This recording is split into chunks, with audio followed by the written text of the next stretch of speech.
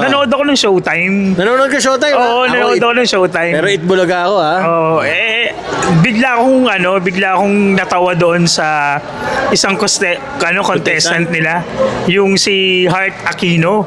Ay, parang ganda nun, ah. Oo, maganda. Bata nga lang, 20 anyos lang yun. Magandang babae, no? Kumbaga, basta si Maki, magaling mo. Eto nga, nung nagkaroon nga ng Q&A, sobrang natawa ako. Kasi nga, yun nga yung sinasabi natin, na yung ibang mga kabataan talaga sa atin dito sa Pilipinas ay hindi alam kung ano talaga yung role ng COMELEC. Bakit na naman tinanong? Siyempre, nagtanong siya at kung ano daw yung COMELEC. Kung masasabi? Kung ano yung COMELEC. Kung anong mensahe mo sa COMELEC? Oo, kung ano yung mensahe. Ang problema lang, hindi niya talaga naunawaan o hindi niya alam kung ano yung COMELEC? Yung COMELEC. Commission on Election. Electricity. Oo, siyempre, di ba? Tapos, ang nangyari, kinabukasan, nabahala yung COMELEC. Ganun? Di ba? Siyempre naman, di ba, nagkakaroon kasi ng COMELEC education.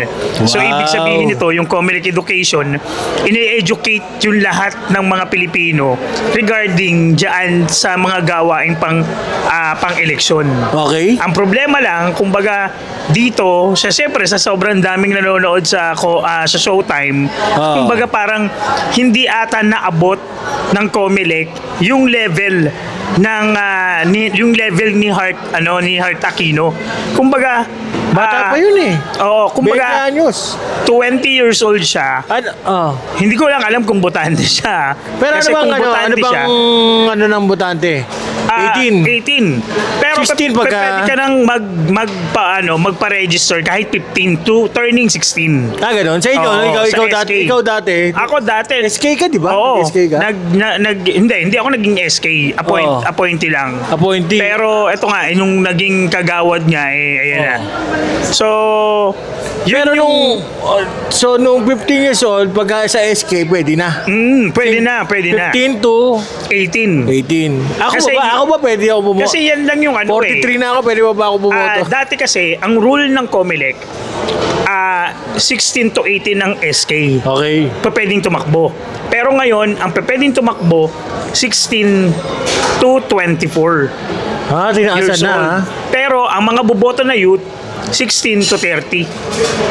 Wala na ako sa 30. Ganun ba? Oo, wala na. So ngayon, ang mga boboto ngayon, 16 to 30 or 35 na nabago.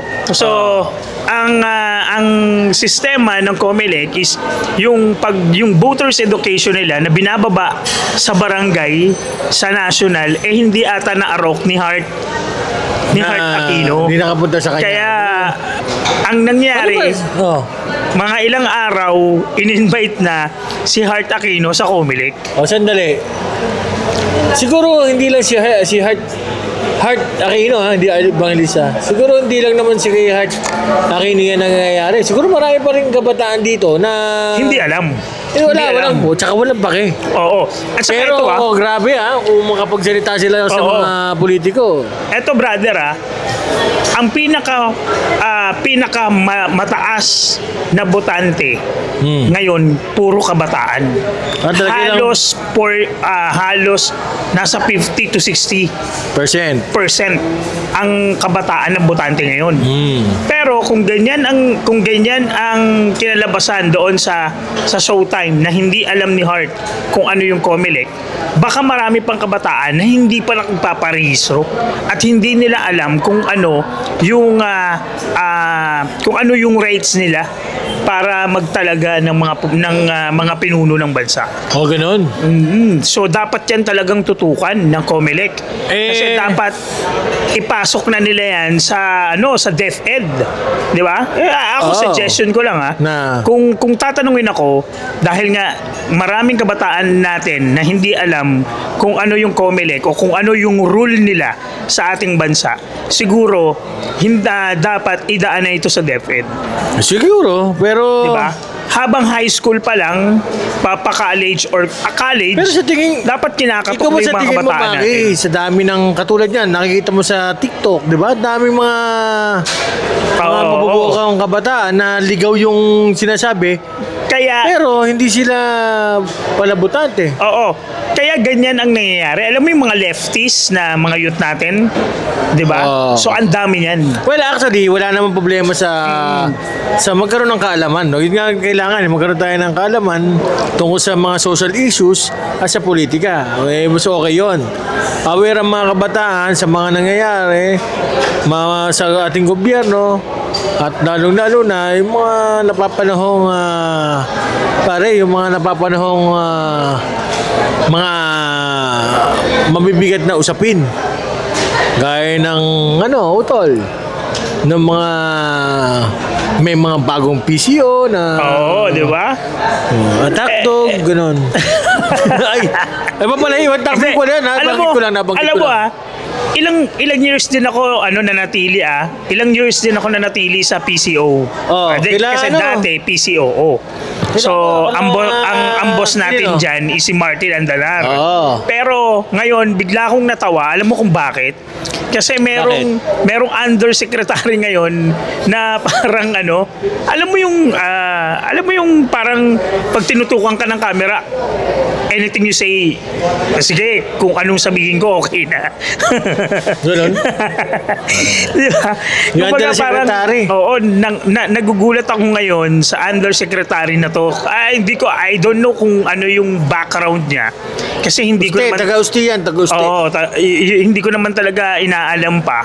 Pero nakakabilib din, syempre, di ba? Nakakabilib din yung mga yung mga atake niya. Yung mga atake niya. Parang may nagsabi yan daw ang bagong female ka doon o kaya version ni Trillanes, no? Kung baga parang mas mas malala. So hindi ko lang upgraded na Trillanes. Hindi ko talaga gadon. Oo, hindi ko mapangalanan kasi nga ang siste hindi ko pa talaga siya nakikilala ng gusto. Pero yung based doon sa inilalabas ng mga interview, talagang nakakagulat. Nakita ko dati si Trillanes na ganyan. Ganyan na ganun Oo, ganun na ganun. Tapos parang partner sila ngayon ni Gadon. Ganun dati. Ganun. No, kumbaga parang tumitira lang no? Ang sistema nila, kumbaga parang dinidiin nila. Kumbaga parang alam mo yung yung kumbaga parang nagtrabaho ka dyan para bigyan ng information yung taong bayan. Pero ang nangyayari kasi parang alam mo yun, yung parang personal parang personal na atake. Siyempre, baka inutusan siguro. Hindi naman niya gagawin yun Siguro, inuutosan siya nung ladies. Yun nga. Hindi gagawin niya kung walang basbas. I'm sure na ganyan ang ginagawa niya. Parang robot yan na disusi sinususiyan. But anyways, balik tayo sa sa Comelec nga pala. Pero talagang laking tulong ni Heart. Ni Heart Aquino dahil talagang nilibot yata siya noon nilibot siya sa Comelec. Siya, no? So, ito yung part ni Heart na talagang kikilos ang Comelec based doon sa ano ba tawag nilo? Based on voters education. Sino ba nasa Comelec? Si Garcia? Si Sir Garcia. Ano nga pangalan nun? Attorney Garcia. Nakalimutan ko. Pero shoutout sa'yo dahil... Sir George. George Garcia. Shoutout sa'yo, George Garcia ng Comelec. Pero mabait siya na. Oo nga kaya siya lang yung nakitaan ko na naging chairman na may bring. Meron naman may bring. Sabi naman. Magaling. Kaya lang, nagkaroon ng sitwasyon nito nakaraan. Merong isang abogado na IT expert. Na CPA pa. Ayan yung kiniwento. Yung inilabas nito Paso. Kiniwento na maaaring magkaroon ng hacking. Yes. Actually, niya, IT expert yun Actually, yung hacking na yan, na natin yan nabalitaan na natin yan. Oo nga, pero ngayon... Noong panahon ni Aquino. Anyways, yun na nga, sinakwento nitong nakalimutan ko pangalan nun. Nung attorney na yun, tumatakbo rin, kinulong ata yun na detain niya tayo Ngayon, kinikwento niya, pinapaliwalag niya kung paano yung mangyayaring dayan, hacking. Ngayon, ito naman si Attorney George, nagalit. Bakit daw sinasabi yun? Hindi ba dapat, ikupkupin nila si attorney na nagsasabi na may hacking? Ang tawag ito, dapat nila demanda. Dapat maipagtulungan. Sige, tulungan mo kami para maiwasan natin yung posibleng hacking at dayaan. Kasi ganito, mangyayari pag pinasok. Kung ganyan kasi yung inilabas niya, maaari kasing magkaroon ng gulo yan sa isipan ng tao. Kaya mahirap i-topic kasi nga baka sumablay tayo sa ilang detalye. Pasada lang naman. Base lang yun doon. Sana napanood natin. Kasi napanood sa balita. Napanood din po kasi namin yung kay Attorney Topacio diba? Kumbaga parang doon detalyado kay Attorney Topacio. Kaya alam mo, ang gandang gumawa pa rin sa mga darating na buwan, gagawa tayo ng isang podcast na makakatulong sa mga watchers. Kasi dito, sa laban na to, kailangan magaling ang watchers mo. Ikaw nag-watcher ka di ba? Na ako dyan, expert na ako dyan. Kasi taon-taon, every election, nasa watchers ako. So, hindi lang ako naging watcher ngayon kasi nga tumakbo na ako. Pero, ang nito, pagalingan talaga ngayon ng watchers. Paano ba yung, sige nga pare, pakikwento nga yan, paano bang kasi ganito, sistema ng watchers? May sistema kasi na kumbaga agam-agam. Ito hindi naman hindi ko sinasabing totoo. So, kumbaga parang i-explain ko lang na yung mga napag-uusapan, kasi ganito yan.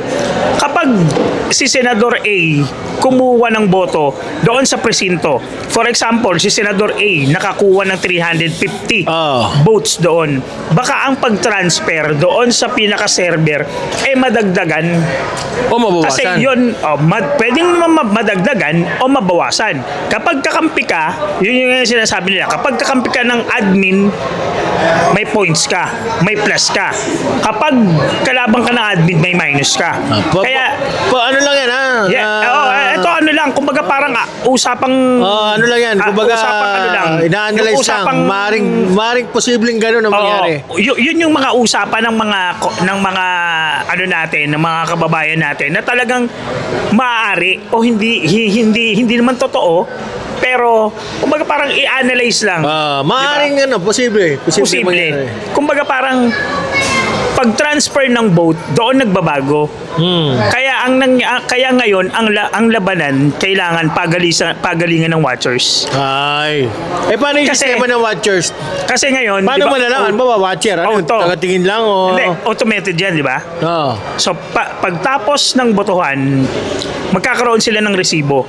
Kunyari ikaw sa Lakas CMD. Section B, gano'n. Hindi, kunyari ikaw ang watchers ng Lakas CMD. So meron kang resibo na makukuha kasi lakas ka. So kunyari ako, ibang partido din, may makukuha din akong resibo. So ngayon, ang gagawin natin, kung 10% yung hawak natin, ang gagawin nun, iipunin mo yung resibo hanggang ito total mo. Kailangan for example 10% nakakuha ka ng, sabihin natin, ng 15,000 votes sa 10%. Kailangan pag nag-transfer yon doon sa server, 15,000 ang kabuuan nun. Kasi minsan baka ang mangyari, kaya yung kabahan ng mga Pilipino ngayon, yung 15,000 pagdating doon sa server, maaaring kulang kapag kalaban ka. Maaaring madagdagan pero mukhang matagal na nangyayaring ganun no? Yes, pero may ganun. Talagang ang ang laban kasi dyan, win na kagad. So, ipapanalo ka Naalala nila. ko. Ang sasabihin ng Comelec, magreklamo ka na lang or mag-protest ka na lang. Bakit si ano noon, naalala ko sa tingin ko, ito ano lang, si PRRT, alam ko, dinaya yan eh. Oo, Di ba nabawasan tayo, pa. so, masyadong Nabawasan mataas. nabawasan pa. No? May mga senador din na ganyan. Kahit yung senador na kakilala ko, talagang nadaya din. Alam mo nung 2010, di ba nagkaroon ng automated na election? Kaya nanalo yan, sila Trillanes eh. Si Trillanes, si Delimag, dahil dyan sa ganyang sistema. Namanipula, Yun siguro. yung usap-usapan lang ha. Hindi naman natin sinasabing totoo, pero naging usap-usapan lang. Kaya nanalo yung buong slate or yung daw. 70. Ganun daw. 70 to 80% ni Aquino. Di umano. Okay. Tingnan natin, sana maging fair talaga, no? Kasi katulad niyan, yung George Garcia, dami ko narinig sa ibang mga politician na okay si George, mabait yan, magaling yan. Pero mukhang mukhang May something din. Pero ako naman naniniwala. Naniniwala ako, mali yung pagkakaano niya na bakit dinimanda niya, di ba? Parang dapat halika dito, tulungan mo kami. Yes. Kung ano yung sinasabi mo, tulungan mo kami para Hindi, yun naman ang ma-prevent natin ng kasi, dayan. alam na nangyayari kasi, brother, mahirap talaga magsalita. Kasi alam mo naman, kapag kaso na ang pinag-uusapan at may grounds, talagang tatahimik ka. Parang sila abogado. Tatahimik ka na lang. Oo, Abogado pero rin ngayon, siya. abogado yan. Yung isa, yung nagsasalita, IT expert. Oo. Paano yun? Yung judge kasi saka yan, yun di ba? yung IT sa expert. pantahan niya. Kumbaga parang yun lang yung idea niya na pwedeng mangyari. Di ba? So Posible, maganda kaya yan. dapat Kumbaga pinag-iingat, di ba? Pinag-iingat yung... Sa ating mga kababayan, i-comment nyo lang yung mga question nyo o yung mga suggestion nyo para kahit papano makapag-research po kami. Di ba? Makapag-research tayo. Pero yun nga, dahil nga sa kakulangan ng edukasyon ng Comelec sa ating mga kabataan, kailangan maarok ng ating mga kabataan kung ano yung role ng Comelec sa ating mga Pero Pilipino. alam ko yan, meron mga minsan advertisement yan eh. Oo. Ayun nga, kumbaga parang kulang. Parang dumadaan lang sa newsfeed nung... ayan nga, 20 years old, di ba?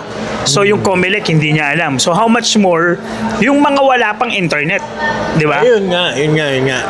Yung wala pang internet na hindi maarok kung ano ba talaga yung... Meron yun, may internet. Nasa ibang app lang. Nanonood ng Viva. Viva Max. Hindi, Viva. Viva Candy. Tapos, so yun. So, sana maging patas itong darating na eleksyon. So, yan nga, hiling po namin sa ating mga kababayan. Kumbaga, i-comment po ninyo yung mga suggestion and tanong po ninyo and magkakaroon po kami ng podcast regarding dyan sa Comelec. Bahala na lang hindi kami mga vlogger ha. Hindi kami vlogger. Ano kami? Mga bugoy lang. Nagpa-podcast lang kami. Alam niyo na. Podcast lang. Nagkataon din na nasa YouTube lang yung namin na-upload to. Yun yung sinasabi natin, mga ano na to tayo, mga influencers. Hindi, wala. Ano lang to, napag-uusapan lang. Nagkataon lang may camera, nag-uusap-usap lang tayo dito. Ganun lang. Diba? Diba, Maki Boy? Anyway, sa kapag ko si Tapiro. Ito nga po pala si Maki Atencio. Follow niyo siya sa Facebook. Sa Facebook ko po, Maki Atencio. Yeah, may blue check po may blue check para hindi po tayo maloko. TAPIRO na page. Kasi babalik na yung page ko. 1 month na lang. Okay? Isang taon kasi ako suspendido sa Facebook eh. Naka po. Kailan ng 1 year? April. Yun. Next week. Tapos 1 year ulit. Hindi na. May na-post kasi Thank you. Maraming salamat po sa aming mga subscribers and followers. Patuloy po na sumusubaybay sa B4D. Okay.